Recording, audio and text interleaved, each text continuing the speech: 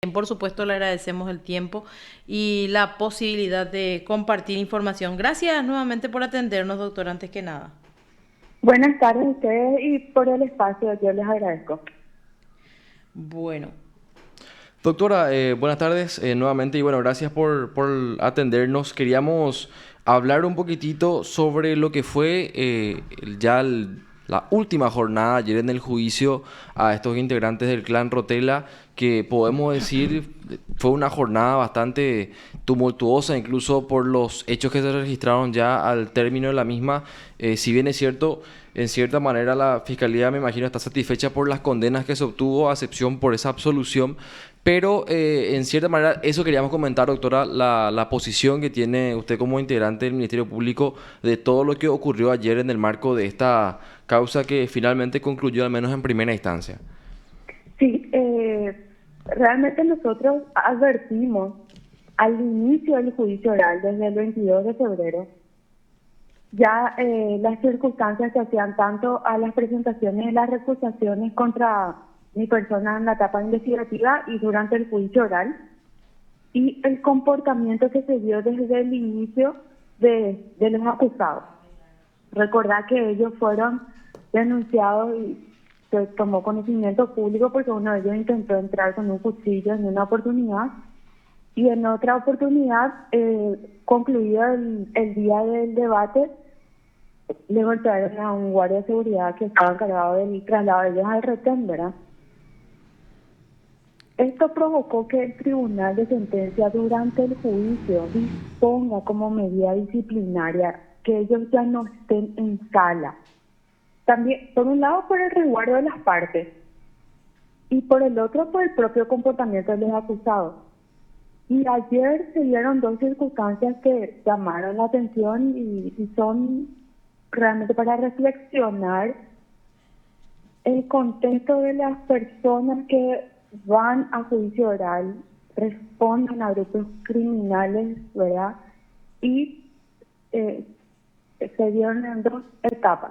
Una, cuando escuchabas las palabras de cada uno que quiso dar unas palabras finales y es su derecho, uno de ellos amenaza directamente al tribunal, que atiendan su trabajo, que él iba a salir en algún momento en libertad.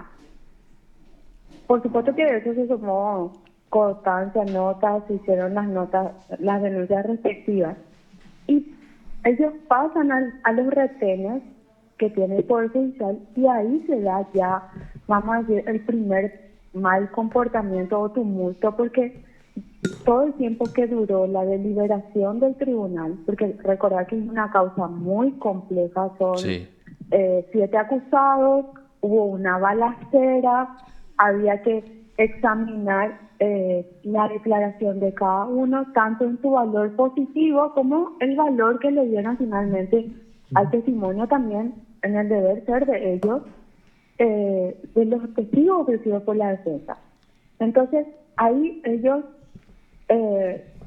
tomamos conocimiento nosotros que ya causaron ciertos destrozos en los retenes donde estaban. Y después, cuando se da la deliberación, ellos estaban en la sala contigua, que sería la sala 1, y Sí. ahí se produce ya, cuando el presidente del tribunal le da a conocer las penas recaídas sobre cada uno de ellos, un cierto descontrol, ¿verdad?, que finalmente llevó a una suerte de que la policía tuvo que intervenir, ¿verdad?, porque se desbandaron. Nosotros tuvimos que ser sacados, incluso uno salió corriendo a la sala como para intentar, yo no quiero hacer muchas apreciaciones subjetivas, pero te estoy relatando, ¿verdad?, el contexto de la peligrosidad y del que no les importaba ya nada desde el comienzo del proceso. O sea, estamos hablando de personas que responden a grupos criminales, que tienen unas líneas de comportamiento que son y que tienen que ser observadas, tanto dentro del sistema judicial, digamos, a medida de seguridad, como también por la sociedad misma, ¿verdad?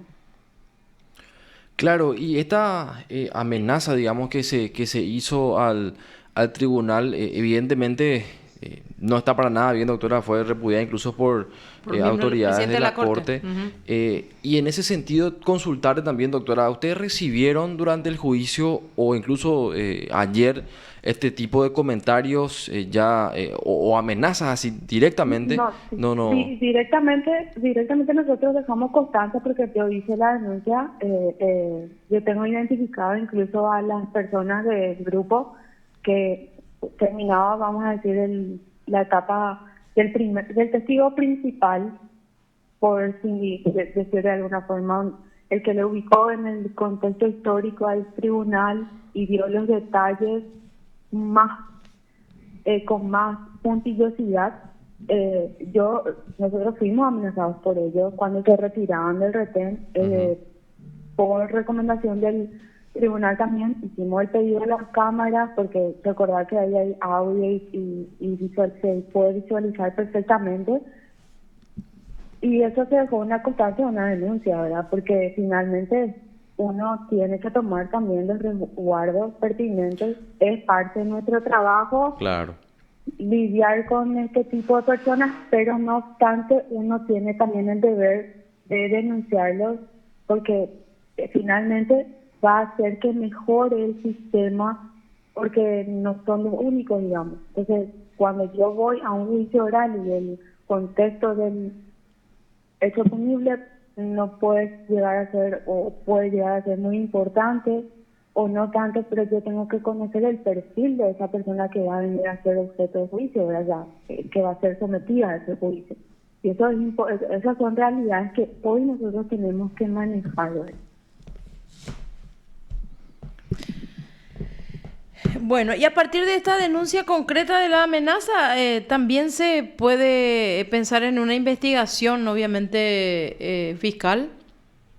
Y yo creo que las denuncias corren todas vamos a decir,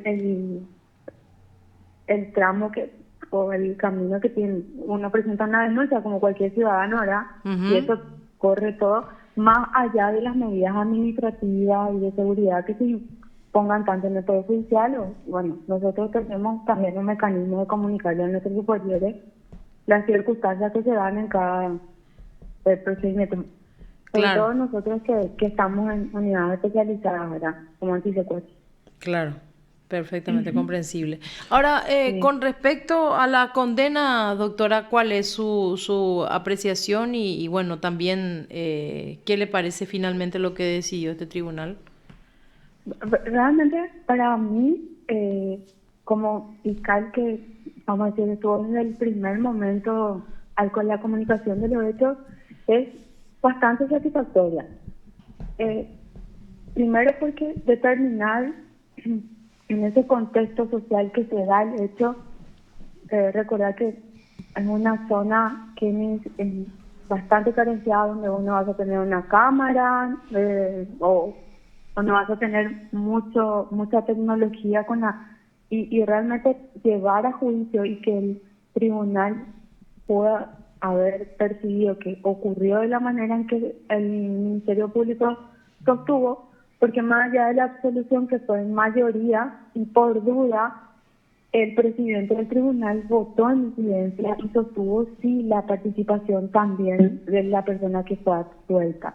De hecho, su hermano está todavía en rebeldía en esa causa y de hecho también el año pasado yo, como parte de este proceso, ya les había condenado a los adolescentes que participaron y eran parte de este grupo, ¿verdad?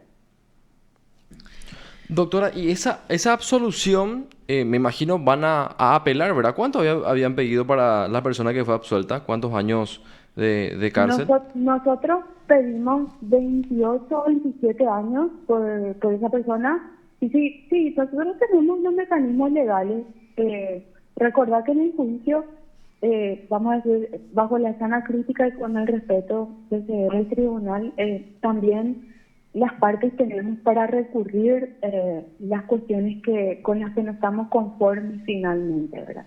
Entonces activaremos en el tiempo procesal oportuno los mecanismos para recurrir esa decisión, sobre todo teniendo a favor un voto en disidencia que entendió que sí existió la participación de esa persona. Establecieron el tiempo que duró esa balacera, porque nosotros incluso ofrecimos, sí, vamos a decir, los llamados de auxilio del sistema 911. Entonces daban cuenta de todas las personas que llamaban a pedir, ¿verdad? Y todas las comunicaciones que daban a que se estaba reportando disparos de arma de fuego, balacera entre vecinos, y bueno, eso. Doctora, ¿y esta persona que fue absuelta estaba con alguna medida como prisión o arresto? ¿O alguna condena Esa- anterior? No, esta persona tenía arresto domiciliario porque fue beneficiada en la época del COVID, Ujú. porque él tuvo una complicación respiratoria de salud y había una ley especial y estaba con arresto domiciliario. Pero eso fue, bueno, no sé si se mantiene la medida o al ser absuelto él directamente ya se No, le levanta esa medida. al ser absuelto se levanta la medida. Mm, Eso es así. Y claro. no obstante, cada parte recurre vamos a decir, a la apelación y a casación si corresponde la decisión finalmente. Claro, claro. Y respecto a los otros que fueron condenados, sí, me imagino que ellos tenían luego prisión preventiva, doctora. Sí, ellos estaban con prisión preventiva, incluso uno de ellos fue condenado, haciendo un poco de historia. Yo estaba de fiscal en el sector 1 y Ujú. sucede una primera balacera en diciembre del año 2018, donde se le pudo identificar a una parte del grupo y uno de ellos, que uno de los líderes, que es Oscar Ariel Ascona Cabello, Cabello Ascona, él ya fue condenado por un juicio que tuvo a mi cargo, ¿verdad? Ahí felizmente no hubo, vamos a decir, Víctimas. ni daño colateral, como en Ujú. este caso, que fueron afectados vecinos, sino más bien, y nadie resultó, vamos a decir, gravemente herido, pero sí, él tuvo ya una condena firme en cámara por esa primera balacera que se da en diciembre del 2018. Posteriormente a eso, le atacan de nuevo a la familia Santander y luego se produce esta, vamos a decir, con mayor repercusión, porque aquí hubo un daño colateral a vecinos colindantes que nada tenían que ver con estas familias, pero al ingresar de una parte del grupo para rodear la vivienda, ellos ya vinieron disparando desde lejos y contaron los testigos. Incluso ahí había una niña de 12 años que no falleció, felizmente. Ellos fueron alcanzados por los disparos. Eso.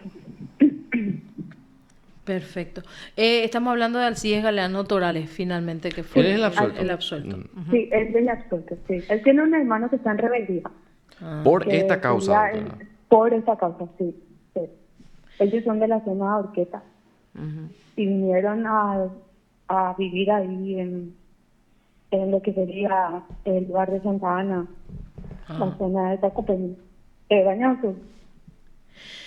Bueno, doctora, nosotros le agradecemos mucho el tiempo y las explicaciones y por supuesto que vamos a seguir todo lo relacionado a este caso y nuevamente gracias por la paciencia y por el tiempo, doctora. No, a ustedes por su espacio y su respaldo y apoyo siempre para estas informaciones que son importantes para nuestra sociedad. Gracias, doctora, muy amable. Hasta luego, hasta luego. Usted está escuchando PDS.